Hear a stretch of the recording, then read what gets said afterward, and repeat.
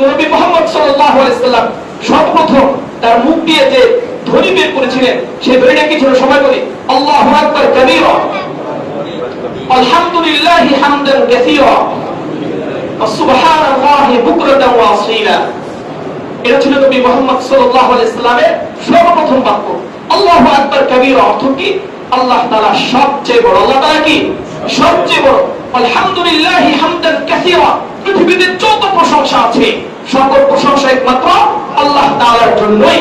এরপরে সুবহানাল্লাহি বুকরাতান ওয়া আসীলা, এবং সকাল ও সন্ধ্যায় আমি আল্লাহ তাআলারই পবিত্রতা ঘোষণা করছি। সবাই সুবহানাল্লাহ। কত মধুর বাণী, কত পবিত্র বাণী নবী মুহাম্মদ সাল্লাল্লাহু আলাইহি সাল্লামের মুখ থেকে সর্বপ্রথম যে বাণীগুলো বের হয়েছে সেই বাণীগুলো ছিল কতই না মধুর। আল্লাহু আকবার কাবীরা, আলহামদুলিল্লাহি হামদান কাসীরা, ওয়া সুবহানাল্লাহি বুকরাতান ওয়া আসীলা। ইন্নাল হামদালিল্লাহি নাহমাদুহু ওয়া নাস্তাঈনুহু ওয়া নাস্তাগফিরুহু ওয়া নু'মিনু বিহি ওয়া নাতাওয়াক্কালু আলাইহি ওয়া না'উযু বিল্লাহি মিন শুরুরি আনফুসিনা ওয়া মিন সাইয়্যাতি আ'মালিনা।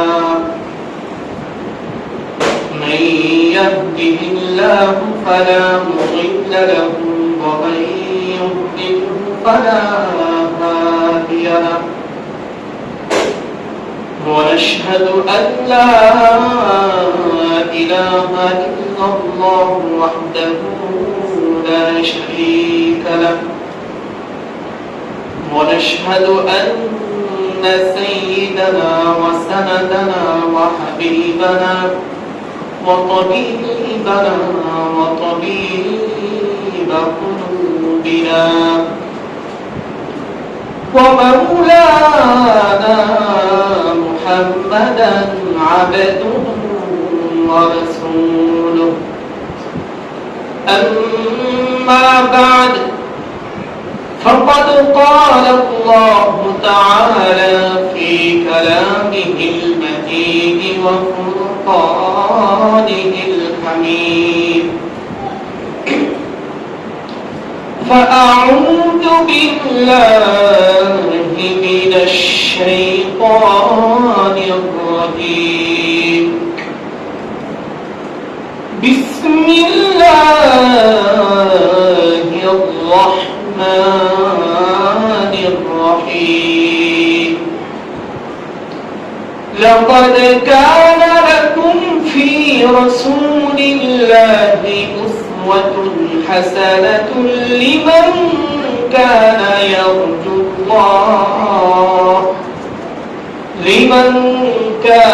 يرجو الله واليوم الآخر وذكر الله كثيرا.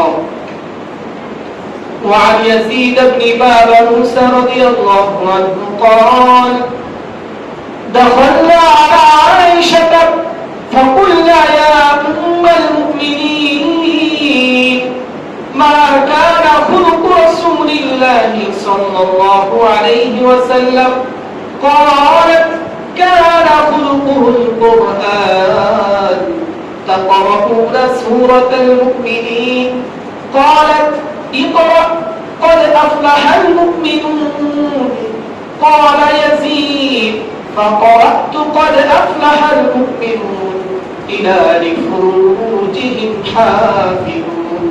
قالت: هكذا كان خلق رسول الله صلى الله عليه وسلم. آمنت بالله صدق الله مولانا العظيم وصدق رسوله النبي الكريم ونحن على ذلك من الشاهدين والشاكرين والحمد لله رب العالمين.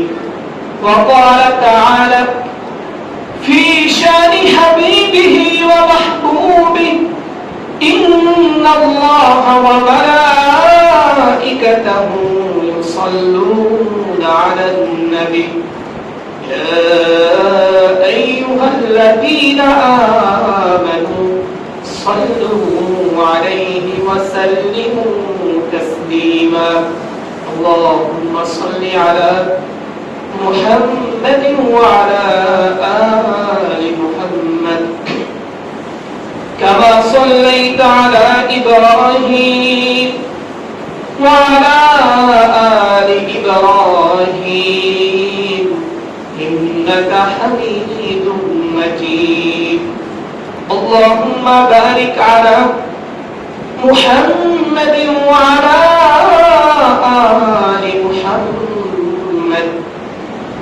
كما باركت على إبراهيم وعلى آل إبراهيم إنك حميد مجيد মহান করিমের আলিশান দরবারে লাখ কোটি বার শুকরিয়া জ্ঞাপন করছি, অনবসরে সুজুদ পেশ করছি যে মহান রব্বুল ইজ্জত জাল্লা শান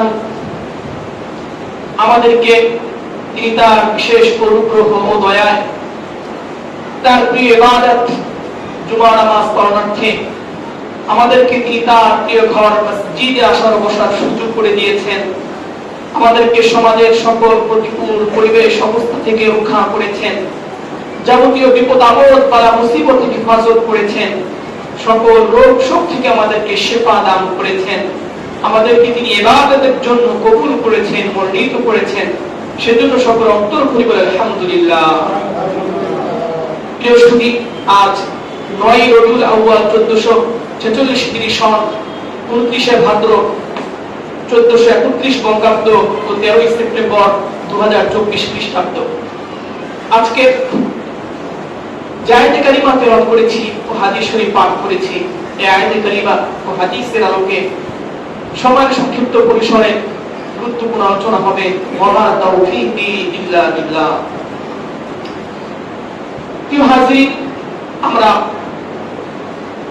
গত সপ্তাহে আলোচনা করেছিলাম রাসূল করিম সাল্লাল্লাহু আলাইহি সাল্লামের সিরাত সম্পর্কে। আমরা বলেছিলাম সিরাত সম্পর্কে ধারাবাহিকভাবে আলোচনা হবে।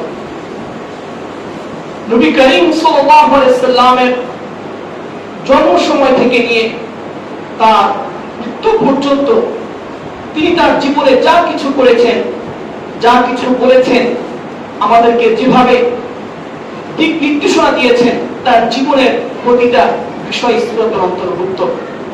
আমরা ধারাবাহিকভাবে রাসূল করিম সাল্লাল্লাহু আলাইহি সাল্লামের সিরাত সম্পর্কে আলোচনা শুনছিলাম। গত সপ্তাহে আলোচনা হয়েছিল নবী করিম সাল্লাল্লাহু আলাইহি সাল্লামের জন্মের পূর্বে তার বরকত সমূহের অবস্থা, তার বংশের ধারাবাহিকতা সম্পর্কে এবং তার জন্মের সময়কার যে বরকত সমূহ আছে, ধারাবাহিক বিষয়গুলো আলোচনা হয়েছে।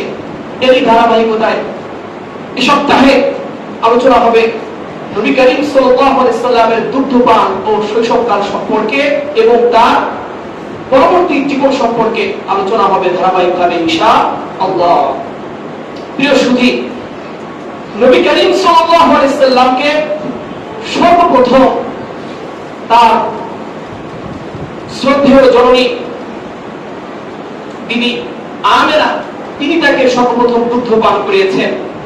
এরপরে রাসূল করিম সাল্লাল্লাহু আলাইহি সাল্লামকে দুগ্ধ পান করিয়েছে আবু লাহাবের দাসী সুয়াইবা। এরপরে রাসূল করিম সাল্লাল্লাহু আলাইহি সাল্লামের দুগ্ধ পানের এই সৌভাগ্যময় কাজ চলে আসে হযরত হালিমাতুস সাদিয়া রাদিয়াল্লাহু আনহার ভাগ্যে। আরবের একটা প্রথা ছিল তখনকার যুগে যে সন্তান জন্মগ্রহণের পরে তারা ধারাবাহিকভাবে দুধ পানের জন্য এবং বাচ্চার শরীর স্বাস্থ্যের উন্নতির জন্য তারা সন্তানদেরকে ধাত্রীর কাছে গ্রামে পাঠিয়ে দিতেন। সন্তানকে ধাত্রীর কাছে গ্রাম্য অঞ্চলে পাঠিয়ে দিতেন। এর দুইটা কারণ ছিল। একটা কারণ হচ্ছে গ্রাম্য অঞ্চলের স্নিগ্ধ আবহাওয়া, সেখানে থাকলে সন্তান সুস্থভাবে বেড়ে উঠতে পারবে। আর দ্বিতীয় কারণ হচ্ছে বিশুদ্ধ আরবি ভাষা কি করতে পারবে, শিখতে পারবে। এই দুই কারণে মক্কার প্রথা ছিল তাদের সন্তান হওয়ার কিছুদিন পরে তারা ধাত্রীর হাতে কি করতেন, তুলে দিতেন। নবী করিম সাল্লাল্লাহু আলাইহি সাল্লামের বেলায়ও একই অবস্থা ঘটলো। নবী করিম সাল্লাল্লাহু আলাইহি সাল্লামকেও ধাত্রীর হাতে তুলে দেওয়া হলো। তো আরবের সম্ভ্রান্ত গোত্রসমূহের মধ্যে এই যে প্রথা ছিল, এই প্রথা নবী করিম সাল্লাল্লাহু আলাইহি সাল্লামের বেলায়ও কি হলো, প্রযোজ্য হলো। হযরত হালিমাতুস সাদিয়া রাদিয়াল্লাহু আনহা বলেন যে আমি দুগ্ধপোষ্য শিশুর সন্তানে আমার অন্যান্য সাথী সঙ্গিনী বান্ধবীদের সাথে আমি তায়েফ থেকে বনু সাদ গোত্রের সাথে মক্কায় কি করলাম, মক্কার উদ্দেশ্যে আমি রওনা হলাম। তো যে বছর আমি দুগ্ধপোষ্যের উদ্দেশ্যে মক্কায় আসলাম, সে বছর আমাদের তায়েফে ব্যাপকভাবে দুর্ভিক্ষ চলছিল। দুর্ভিক্ষের অবস্থা এতটাই প্রকট ছিল যে আমাদের সকল পশুগুলো দুগ্ধ শূন্য হয়ে গেল এবং আমরা খুবই দুর্বল হয়ে গেলাম এবং আমার স্তনে দুগ্ধ একদমই তলানিতে চলে গেল। এমনকি আমার সন্তান আব্দুল্লাহ, হয়তো হালিমাতুস সাদিয়া আর একটা সন্তান ছিল, আর একজন তার সন্তান ছিল, তার নাম ছিল আব্দুল্লাহ। যে আমার ছোট শিশু আব্দুল্লাহ সে ঠিকভাবে পেট ভরে দুধ পান করতে পারতো না। এই জন্য সে রাত্রিবেলা অনেক ছটফট করতো, আর তাকে আমরা সারা রাত্র কি করতাম, পাহারা দিতাম। এভাবে কষ্টে আমরা রাত্রি অতিবাহিত করতাম, আমাদের দিন অতিবাহিত করতাম। তো এরপরে আমি যখন আমার বান্ধবীদের সাথে মক্কার দিকে রওনা হলাম, আমি যে আরোহীর উপরে, যে বাহনের উপরে আমি রওনা দিয়েছি, আমার এই বাহনটা ছিল একটি পুষ্টি দীর্ঘকাল বিশিষ্ট একটি পুষ্টি, এবং এটা এতটাই দুর্বল ছিল, ক্ষীণকায় ছিল যে আমার অন্যান্য বান্ধবীরা বিরক্ত বোধ করতেছিল যে এত মন্থর গতিতে, এত স্লো ভাবে পথ চলছে যে আমার অন্যান্য সাথীরা তারা বিরক্ত হয়ে গেল। এরপরে অনেক কষ্টে যখন আমি মক্কায় পৌঁছলাম, মক্কায় পৌঁছার পরে এরপরে আমার অন্যান্য সাথী যারা ছিলেন তারা বিভিন্ন সন্তানকে গ্রহণের জন্য তার পিতা মাতার সাথে কি করতেছিলেন, আলাপ আলোচনা করে সন্তান দিতেছিল। কিন্তু শিশু মুহাম্মদ তিনি যেহেতু এতিম ছিলেন, তার বাবা তার জন্মের 6 মাস পূর্বেই যে ইন্তেকাল করেছিলেন, তিনি এতিম থাকার কারণে কোনো মহিলাই তাকে নিতে আগ্রহ প্রকাশ করছে না। কারণ এটা তো কেউ তখন জানে নাই যে নবী হবে, তিনি যে পৃথিবীর শ্রেষ্ঠ মানব হবে, তার কাছে পুরো পৃথিবী তার পদদলিত হবে, পুরো পৃথিবী তার কাছে চলে আসবে, এটা তখন কেউ বুঝতে পারেনি। এই জন্য সবাই ভেবেছে এটা একটা সাধারণ শিশু। আর ছোট শিশুকে, এতিম সন্তানকে যদি আমরা নেই, তাহলে এর পরিবারের পক্ষ থেকে, বাবার কাছ থেকে বড় কোনো পুরস্কারের কি করা যায় না, আশা করা যায় না। বড় ধরনের কোনো পুরস্কারও পাওয়া যাবে না, সম্মানই পাওয়া যাবে না। তারা এই ভেবে কি করে নেয়, শিশু মোহাম্মদকে কেউ নিতে আগ্রহ প্রকাশ করেনি। তো বিবি হালিমা, হালিমাতুস সাদিয়া রাদিয়াল্লাহু আনহা, তিনি তার স্বামীর সাথে পরামর্শ করলেন যে আমরা এত কষ্ট করে তায়েফ থেকে মক্কা এসেছি, আমরা খালি হাতে যাওয়ার চেয়ে আমরা কি করি, এই শিশু পুত্র মোহাম্মদকে আমরা নিয়ে যাই। এর অন্য একটা কারণ ছিল যে বিবি হালিমা সাদিয়া রাদিয়াল্লাহু আনহা তিনি খুবই অভাবী ছিলেন। অভাবী থাকার কারণে তার স্তরে পর্যাপ্ত পরিমাণ দুগ্ধ না থাকায় মানুষ তার কাছে কি করতে চায় না, সন্তান দিতে চায়নি, কেউ তাকে সন্তান দেয়নি। তো তার এই দুগ্ধ কম থাকাটাই তার জন্য সৌভাগ্যের কারণ হয়ে দাঁড়ালো। এবং বিবি হালিমাতুস সাদিয়া রাদিয়াল্লাহু আনহা তিনি শিশু মুহাম্মদ সাল্লাল্লাহু আলাইহি সাল্লামকে নেওয়ার জন্য কি হলেন, সৌভাগ্যবান, সৌভাগ্যবতী নারীতে ভূষিত হলেন এবং তিনি কি করলেন, শিশু মুহাম্মদকে তার কাছে নিয়ে নিলেন। এরপরে তিনি বলেন, আমি যখন শিশু মুহাম্মদকে নিয়ে আমার তাঁবুতে প্রবেশ করলাম, তাঁবুতে প্রবেশের সাথে সাথে বরকতের ধারা প্রকাশ পেতে থাকলো। একের পর এক বরকত আমার চোখের সামনে আমি দেখতেছিলাম। আল্লাহ রাব্বুল ইজ্জত কি করলেন, বরকতের ধারা তার গৃহে, তার তাঁবুতে প্রকাশ করে দিলেন। তিনি যখনই তাঁবুতে ঢুকলেন, ঢোকার পরে তার স্তনে একদমই দুধ ছিল না, দুগ্ধ ছিল না, তার স্তন দুধে পরিপূর্ণ হয়ে গেল।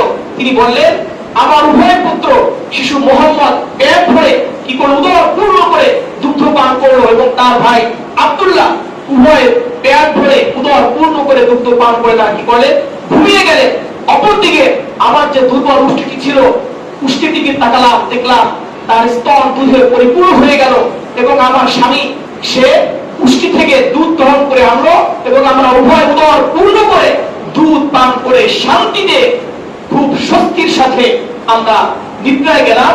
এবং বহুদিন পরে এটাই ছিল আমাদের প্রথম রাত, যেই রাতে আমরা খুব শান্তিতে একদম স্বস্তির সাথে আমরা নিদ্রা যাপন করতে পেরেছি। এই যে বরকতের ধারা কেন হয়েছে, এটা নবী মুহাম্মদ সাল্লাল্লাহু আলাইহি সাল্লামের কি ছিল, এটা একটা মনে ছিল যে আল্লাহ রাব্বুল ইজ্জত নবী মুহাম্মদ যেখানেই যাবে তার চরণ ধুলি যেখানেই রাখবে সেখানেই বরকতে সব কিছু ছেয়ে যাবে, বরকতে সবকিছু ভরপুর হয়ে যাবে। এটাই ছিল নবী মুহাম্মদ সাল্লাল্লাহু আলাইহি সাল্লামের জন্ম থেকে নিয়ে তার মৃত্যুর আগ পর্যন্ত বরকতের ধারা তিনি যেখানেই গিয়েছেন আল্লাহ রাব্বুল ইজ্জত সেখানেই বরকতের ধারা চালু করে দিয়েছেন। এরপরে আমরা রাত পার করে আমরা আমাদের তায়েফের উদ্দেশ্যে পুনরায় আমরা রওনা হলাম। তো রওনা হওয়ার সময় আমি শিশু মুহাম্মদকে কোলে নিয়ে যে দুর্বল দীর্ঘ কান বিশিষ্ট উষ্টির উপরে আরোহণ করে আমরা এসেছিলাম মক্কায়, সেই উষ্টির উপরে যখন আমি আরোহণ করলাম, আরোহণ করে যখন আমি বাড়ি যাচ্ছিলাম, আমার এই দুর্বল উষ্টিটি এতটাই গতি সম্পূর্ণ হয়ে গেল যে আমার অন্যান্য সাথী যারা আমার সাথে এসেছিল তারা আমাকে প্রশ্ন করছে, হালিমা এটাই কি তোমার সেই আরোহী, এটাই কি তোমার সেই বাহন যেই বাহনে চলে তুমি মক্কা এসেছিলে? তারা আশ্চর্য হয়ে গিয়েছিল যে এই দুর্বল পুষ্টিটি এতটাই সবল হয়ে গেল এবং এতটাই ক্ষিপ্র গতিতে তীব্র বেগে চলা শুরু করলো যে অন্যান্য আরো তার সাথী সঙ্গীদের যে বাহন ছিল এর ধারে কাছেও কোনো বাহন যেতে পারেনি। এরপরে হযরত হালিমাতুস সাদিয়া রাদিয়াল্লাহু আনহা তিনি যখন তার গৃহে প্রবেশ করলেন, এভাবে যাত্রা শেষ করে যখন তিনি তার গৃহে প্রবেশ করলেন, তিনি গৃহে প্রবেশ করার সময় বরকতের ধারা দেখতে পেলেন। তিনি বলেন, আমরা যখন তায়েফ থেকে মক্কায় এসেছিলাম, মক্কায় আসার সময় আমাদের তায়েফের মাঝে ব্যাপকভাবে দুর্ভিক্ষ চলছিল। দুর্ভিক্ষের কারণে আমার ঘরেতে বকরিগুলো ছিল, সব বকরিগুলো দুগ্ধ শূন্য হয়ে গিয়েছিল, কোন বকরির উলানে স্তনে দুধ ছিল না। কিন্তু যখন আমি শিশু মুহাম্মদকে সাথে নিয়ে আমার গৃহে প্রবেশ করলাম, আমার প্রতিটা পশু পরিপূর্ণ দুধে ভরপুর হয়ে গেল, আমার প্রতিটা বকরি দুধে পরিপূর্ণ হয়ে গেল। এলাকার সকল মানুষ তারা রাখালদেরকে বলতে লাগলো, যেখানে বিবি হালিমা তার বকরিগুলো চড়ায়, তোমরাও সেই চরণভূমিতে তোমাদের বকরিগুলো নিয়ে চড়াবে, যেমনি ভাবে বিবি হালিমার বকরিগুলো প্রতিদিন দুধে পরিপূর্ণ হয়ে গৃহে ফিরে, তোমাদের বকরিগুলো যেন সেভাবে দুধে পরিপূর্ণ হয়ে গৃহে ফিরে। এই জন্য তোমরা হালিমা যে স্থানে তার বকরিগুলো চড়ায় তোমরা সেখানেও তোমাদের বকরিগুলো নিয়ে যাবে। এরপরে মালিকদের কথা মতো রাখাল্লাদের বকরিগুলো বিবি হালিমাতুস সাদিয়া রাদিয়াল্লাহু আনহা যেখানে তাদের বকরিগুলো চড়াতেন, বিবি হালিমার বকরিগুলো যেই চরণ ভূমিতে একসাথে ঘাস খেত, অন্যান্য রাখালদের বকরিগুলো সেখানে ঘাস খাওয়ালো। কিন্তু দিন শেষে দেখা গেল বিবি হালিমার বকরিগুলো দুধে পরিপূর্ণ হয়ে গৃহে ফিরছে, আর তাদের বকরিগুলো আগের মতোই শুকনো অবস্থায় গৃহে ফিরছে। কারণ কি? তারা তো জানে না এখানে কোন কারিশমা চলছে, কার বরকতে, তার পদধূলিতে বিবি হালিমার গৃহে এত বরকত চলছে, কার পদধূলিতে বিবি হালিমার সৌভাগ্য খুলে গেছে, এটা তো অন্যান্য ব্যক্তিরা বুঝতে পারেনি। একই চরণভূমিতে অন্যান্য সবার বকরিগুলো একসাথে চড়াচ্ছে, তাদের বকরিগুলো দুধ শূন্য অবস্থায় শুকনো অবস্থায় উঠছে, ঘরে ফিরে যাচ্ছে, আর বিবি হালিমার বকরিগুলো পরিপূর্ণ দুধে ভরপুর হয়ে কোথায় যাচ্ছে? বাড়িতে যাচ্ছে। তাহলে এই যে বরকত, এই বরকত কার বদৌলতে হচ্ছে জোরে বলি? নবী মুহাম্মদ সাল্লাল্লাহু আলাইহি সাল্লামের বরকতে বদৌলতে আল্লাহ তাআলা তাকে কি করেছেন? এই সৌভাগ্য দান করেছেন, তার পরিবারের মাঝে এই বরকত দান করেছেন। এই বরকত তারা কোথায় পাবে? এই বরকত তারা কোথায় পাবে? এই বরকত তো স্বয়ং আল্লাহ তাআলা নবী মুহাম্মদ আহমদ মুস্তাফা সাল্লাল্লাহু আলাইহি সাল্লামের বদৌলতে কি করেছেন, বিবি হালিমার ঘরে কি করেছে, দান করেছে। এভাবে নবী মুহাম্মদ সাল্লাল্লাহু আলাইহি সাল্লাম আস্তে আস্তে যখন বড় হওয়ার পরে যখন তার বয়স 2 বছরের কাছাকাছি, তখন তিনি কি করলেন, নবী মুহাম্মদ সাল্লাল্লাহু আলাইহি সাল্লামকে পুনরায় প্রথা অনুযায়ী তার মায়ের কাছে পুনরায় নিয়ে আসলেন। মক্কায় দিয়ে আসার জন্য সেখানে গেলেন। যাওয়ার পরে সেখানে তিনি গিয়ে দেখতে পেলেন যে সেখানে মক্কায় পেরেক চলছে, মহামারী চলতেছে। তখন বিবি হালিমাতুস সাদিয়া রাদিয়াল্লাহু আনহা বলছেন, আমার মন চাচ্ছিল না যে আমি শিশু মুহাম্মদ সাল্লাল্লাহু আলাইহি সাল্লামকে কি করি, আমি মক্কায় রেখে আসি, আমার মন চাচ্ছিল না। তার বরকতের কারণে আমার মন চাচ্ছিল আমি তাকে আমার কাছেই রেখে দেই। কিন্তু যেহেতু স্বাভাবিক নিয়ম হচ্ছে 2 বছর পর মায়ের কাছে ফিরে দিয়ে আসতে হয়, আমরা তার মায়ের কাছে নিয়ে গেলাম।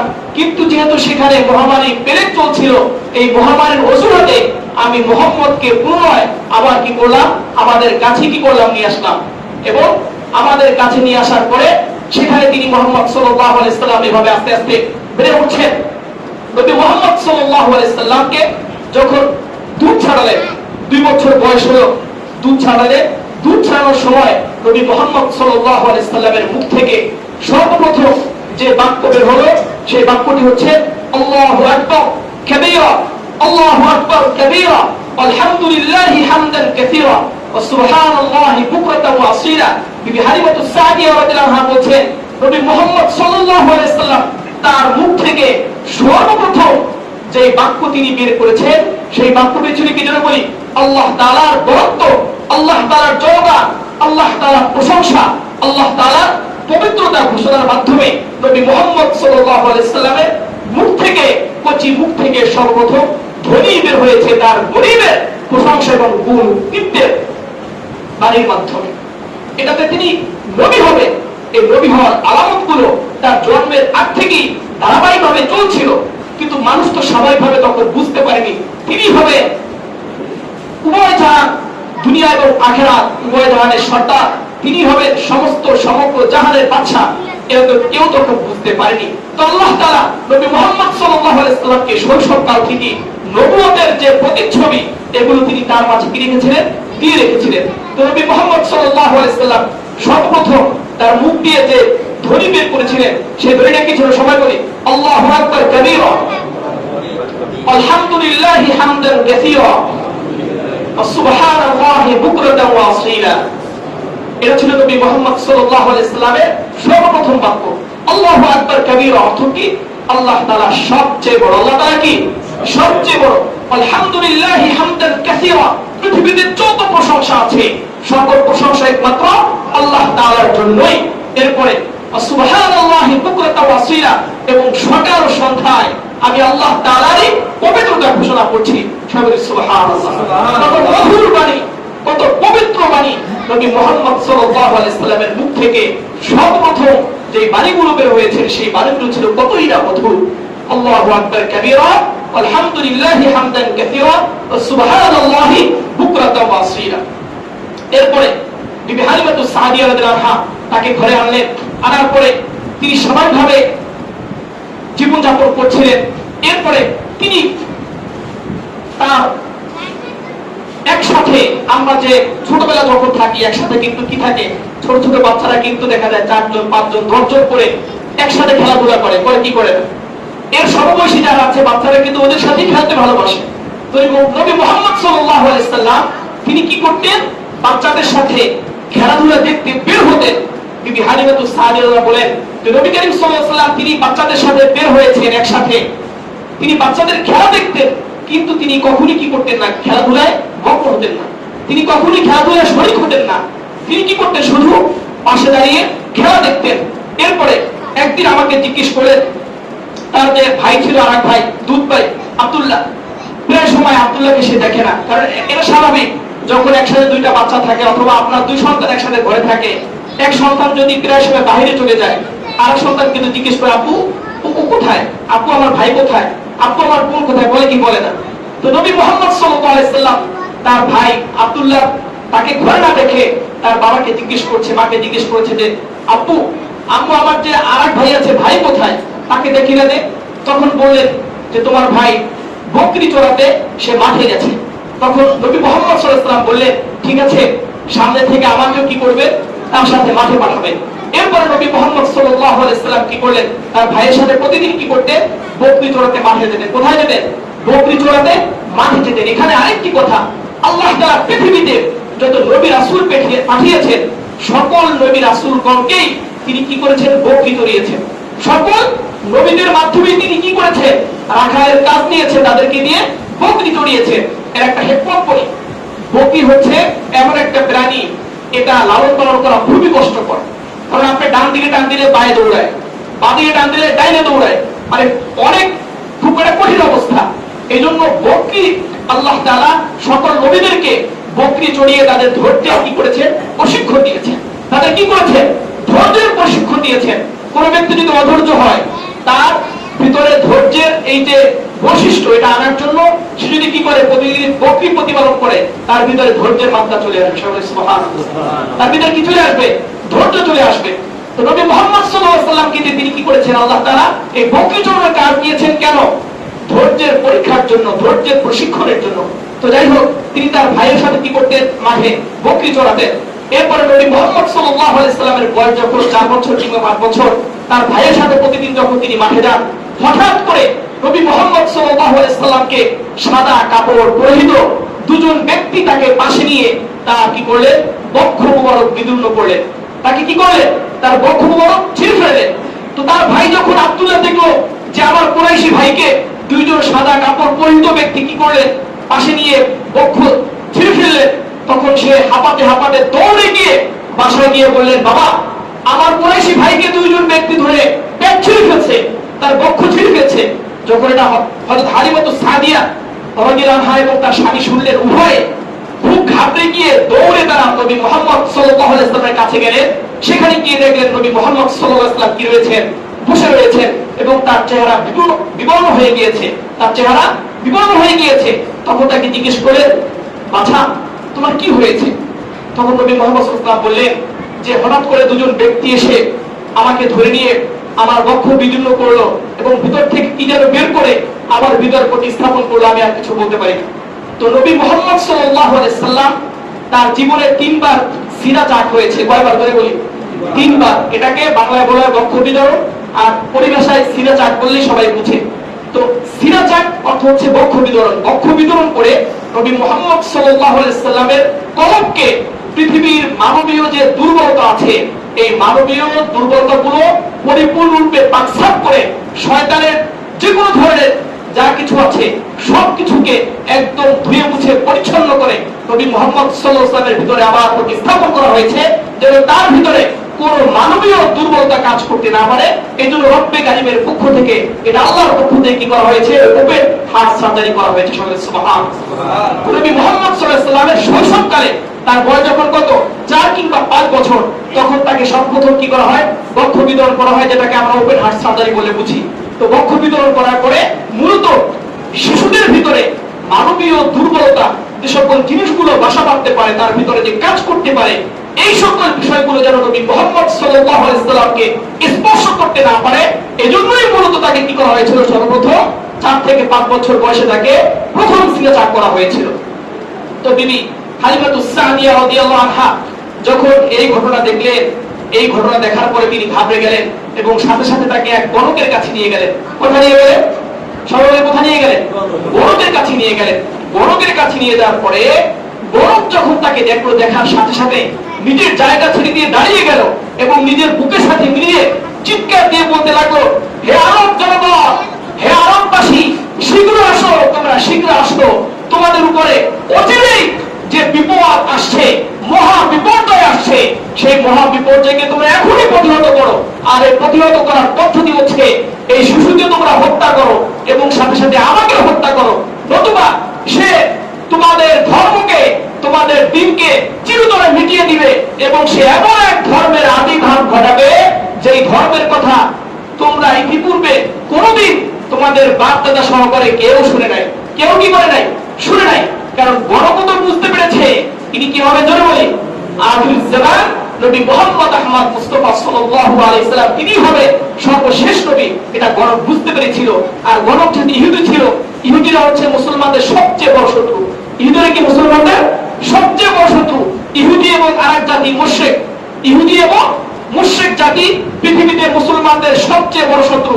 এজন্য যারা মুশরিক আছে, মুশরিক কারা জোরে বলি? মুশরিক কারা? যারা আল্লাহর সাথে দেব দেবীকে শরীক করে, জোরে বলি। আল্লাহর সাথে কি করে জোরে বলি? যারা আল্লাহর সাথে এক আল্লাহর সাথে প্রতিমাকে শরীক করে, এক আল্লাহর সাথে যারা কি করে অপরাপর দেব দেবীকে যারা শরীক করে, তারাই কি মুশরিক? তারাই কি জোরে বলি? মুশরিক। তাহলে মুসলমানদের জন্য পৃথিবীতে সবচেয়ে ভয়ঙ্কর দুটি জাতি কোন কোন জাতি জোরে বলি? এক হচ্ছে ইহুদি জাতি, আর কি ইহুদি, দুই নম্বর কি মুশরিক জাতি। এজন্য আমাদের পৃথিবীতে এই দুই ধরনের জাতি, এই দুই ধরনের জাতি তারা উপরে যতই আপনার আমার সাথে বন্ধুত্বপূর্ণ আচরণ করার চেষ্টা করুক অথবা বন্ধুত্ব দেখানোর চেষ্টা করুক, এটা আল্লাহ তাআলার ঘোষণা। এরা হচ্ছে মুসলমানদের সবচেয়ে কঠিন শত্রু, মুসলমানদের সবচেয়ে কঠিন শত্রু। এরা মুসলমানদের কখনোই কল্যাণ চাইবে না। এরা সব সময় চিন্তা করবে মুসলমানদেরকে কিভাবে ধ্বংস করা যায়, কিভাবে দমিয়ে রাখা যায়, কিভাবে তাদেরকে ক্ষতিগ্রস্ত করা যায়। এর প্রমাণ স্বয়ং বাংলাদেশ এবং তার পার্শ্ববর্তী রাষ্ট্র। এটা বলার কোনো অপেক্ষা রাখে না, এটা আল্লাহ তাআলার ঘোষণা। এসব করে আল্লাহ তাআলা পবিত্র কালামুল্লাহ শরীফের সূরাতুল মায়েদার 82 নম্বর আয়াতে আল্লাহ তাআলা বলেন, লাতাজিদান্না আশাদ্দান নাসি আদাওয়াতাল লিল্লাযীনা আমানুল ইয়াহুদা ওয়াল্লাযীনা আশরাকু। লাতাজিদান্না আশাদ্দান নাসি আদাওয়াতাল লিল্লাযীনা আমানু, যে মুমিনদের জন্য যারা মুসলমান আছে, মুসলমানদের তোমরা সবচেয়ে কঠিন শত্রু পাবে দুইটি জাতিকে। একটা জাতি হচ্ছে আল ইয়াহুদ, একটা জাতিকে জোরে বলি ইয়াহুদ। দুই নম্বর জাতি হচ্ছে ওয়াল্লাযীনা আশরাকু, দুই নম্বর জাতি কারা?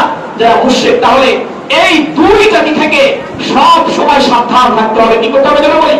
সব সময় সাবধান থাকতে হবে। যারা মুশরিক, যারা এক আল্লাহর সাথে অপর দেবদেবীর কি করে পূজা করে, পূজা অর্চনা করে, এমন যেই জাতি আছে মুশরিক জাতি, এবং যারা কি আছে ইহুদি, এই ইহুদি এবং মুশরিক জাতির সাথে কখনো মুসলমানদের কি হতে পারে না? বন্ধুত্ব হতে পারে না। হ্যাঁ, আমরা কি করব? সামাজিকতা বজায় রাখবো। আমরা কি করব? সামাজিকতা বজায় রাখবো। তাদের সাথে আমাদের সামাজিক সম্পর্ক থাকবে, কিন্তু কখনোই তাদের সাথে আমাদের বন্ধুত্বপূর্ণ সম্পর্ক হতে পারে না। আমরা যদি তাদেরকে বন্ধু হিসাবে গ্রহণ করি, তবে তারা আমাদেরকে ধ্বংস করে ছাড়বে। আমাদের কি করবে? ধ্বংস করে ছাড়বে। আমাদের বন্ধুত্বের সুযোগ নিয়ে আমাদের দুর্বলতাগুলো তারা কি করবে? খতিয়ে খতিয়ে দেখে এই দুর্বলতাকে তারা কাজে লাগিয়ে আমাদেরকে ধ্বংস করার জন্য তারা সর্বোত্তম চেষ্টা করবে। এই জন্য আল্লাহ তাআলা আমাদেরকে আগে কি করেছে? সতর্ক করে দিয়েছে। তো আমি যাই হোক আমি বলছিলাম, নবী মুহাম্মদ সাল্লাল্লাহু আলাইহি সাল্লামকে ওই গরম বুকের সাথে ধরে চিৎকার করে বলতেছিল, ওহে আরব জনগণ, ওহে আরববাসী, তোমরা তোমাদের উপরে অর্পিত যে মহা বিপর্যয় আছে, সেই বিপর্যয়কে এখনই প্রতিহত করো। আর প্রতিহতের পদ্ধতি কি? এই বালককে তোমরা হত্যা করো, সাথে সাথে আমাকেও তোমরা কি করো? হত্যা করো। কারণ সে কি করবে? তোমাদের ধর্মকে চিরতরে মিটিয়ে দিবে। আর তখনকার সবচেয়ে শক্তিশালী ধর্ম ছিল ইহুদি ধর্ম। ইহুদি ধর্ম কি ছিল? শক্তিশালী ধর্ম ছিল। আর নবী মুহাম্মদ সাল্লাল্লাহু আলাইহি সাল্লামকে ইহুদিরা যদি তখন পাইতো, অবশ্যই তাকে হত্যা করার জন্য তাদের সকল চেষ্টা তারা কি করত? কাজে লাগাতো। যদিও আল্লাহ তাআলা নবী মুহাম্মদ সাল্লাল্লাহু আলাইহি সাল্লামকে বিশেষভাবে কি করেছেন? সংরক্ষণ করেছেন। তাকে হত্যা করা পৃথিবীর কারোই কি ছিল না, সাধ্যে ছিল না। তারপরেও তাদের স্বাভাবিক প্রক্রিয়া, তাদের ইচ্ছা ছিল কি করা? এই শেষ নবীর আবির্ভাব যখনই ঘটবে তখনই তারা কি করবে? তাকে হত্যা করবে। এটা কাদের কি ছিল? ইহুদিদের এই মনোভাব ছিল এটা। তো যখন বিবি হালিমাতুস সাদিয়া রাদিয়াল্লাহু আনহা পরপর দুইটা ঘটনা দেখলেন, প্রথম ঘটনা হচ্ছে বক্ষ বিতরণের ঘটনা, আবার দ্বিতীয় ঘটনা হচ্ছে গণক তার কাছে গিয়ে, গণকের কাছে গিয়ে যখন তিনি এই সমস্ত ঘটনা শুনলেন, তখন তিনি জোর করে শিশু মোহাম্মদকে তার কোলে নিয়ে গণককে বললেন, তোমার মাথা খারাপ হয়ে গেছে। তুমি কি বলছো? তোমার মাথা খারাপ হয়ে গেছে। আগে তুমি তোমার নিজের মস্তিষ্কের চিকিৎসা করো, আগে তুমি তোমার নিজেকে চিকিৎসা করো। এই কথা বলে বিবি হালিমাতুস সাদিয়া রাদিয়াল্লাহু আনহা তিনি কি করলেন? সেখান থেকে চলে আসলেন। আসার পরে তিনি আর থাকতে পারলেন না শিশু মোহাম্মদকে সাথে নিয়ে, কারণ তিনি তার পরিপূর্ণ নিরাপত্তা দিতে পারছেন না। এই জন্য তিনি তাকে তার মায়ের কাছে পুনরায় নিয়ে যাওয়ার জন্য সচেষ্ট হয়ে তার মায়ের কাছে নিয়ে গেলেন।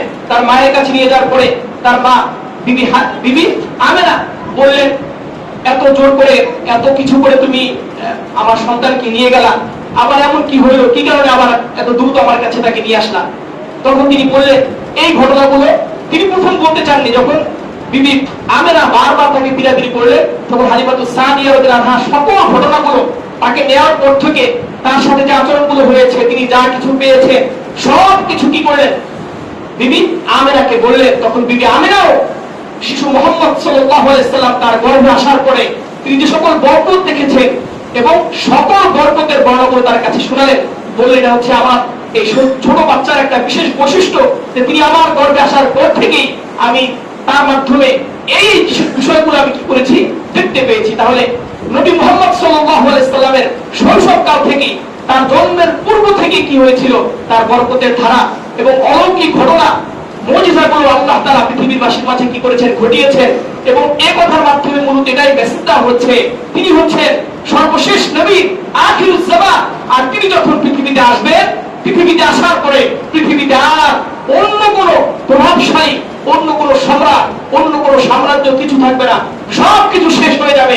একমাত্র শক্তিশালী সাম্রাজ্য হবে, সেই সাম্রাজ্যের নাম কি জানেন? বলে ইসলামী সাম্রাজ্য। এর মেসেজ দেওয়া হচ্ছিল। তো যাই হোক, নবী মুহাম্মদ সাল্লাল্লাহু আলাইহি সাল্লামকে তার মায়ের কাছে রেখে আসা হলো। তার মায়ের কাছে রাখার পরে তার আম্মা জান তিনি কি করলেন, ইন্তেকাল করলেন। তার আম্মা জান নবী মুহাম্মদ সাল্লাল্লাহু আলাইহি সাল্লামের আম্মা, তিনি মক্কা থেকে, মদিনা থেকে মক্কায় আসার পথে আবওয়া নামক স্থানে কি করে তার আম্মা জান ইন্তেকাল করলেন। তার আম্মা জান কি করলেন, ইন্তেকাল করলেন। এরপরে নবী মুহাম্মদ সাল্লাল্লাহু আলাইহি সাল্লাম তার আম্মা জান যখন ইন্তেকাল করেন, তার বয়স ছিল কত? 4 থেকে 5 বছর। কয় বছর বয়স? 4 থেকে 5 বছর বয়স। এরপরে তার আম্মা জান ইন্তেকাল করার পরে, যেহেতু তার বাবা তার জন্মের আগে ইন্তেকাল করেছিলেন, এখন 5 থেকে 6 বছর বয়সে কি হলো, তার আম্মা ইন্তেকাল করলেন। এখন পরিপূর্ণ ইয়াতীম হয়ে গেলেন। ইয়াতীম অবস্থায় তার দায়িত্বভার চলে আসলো কার উপরে? তার দাদা আব্দুল মুত্তালিবের উপরে। কার উপরে? তার দাদা আব্দুল মুত্তালিবের উপরে শিশু মুহাম্মদ সাল্লাল্লাহু আলাইহি সাল্লামের কি চলে আসলো, দায়িত্বভার চলে আসলো। এরপরে আল্লাহ তাআলা আব্দুল মুত্তালিবের ভিতরে নবী মুহাম্মদ সাল্লাল্লাহু আলাইহি সাল্লামের জন্য এতটা দয়া, মায়া, ভালোবাসা তৈরি করে দিয়েছিলেন যে দয়া, মায়া, ভালোবাসা নিজের সন্তানের প্রতিও হয় না। সবাই সুবহানাল্লাহ।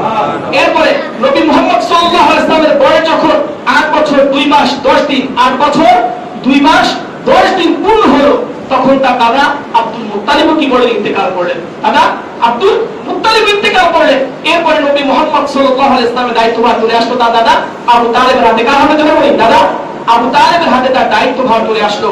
এবং দাদা তার চাচা আবু তালেব, তার চাচা আবু তালেবের হাতে দায়িত্বভার চলে আসলো।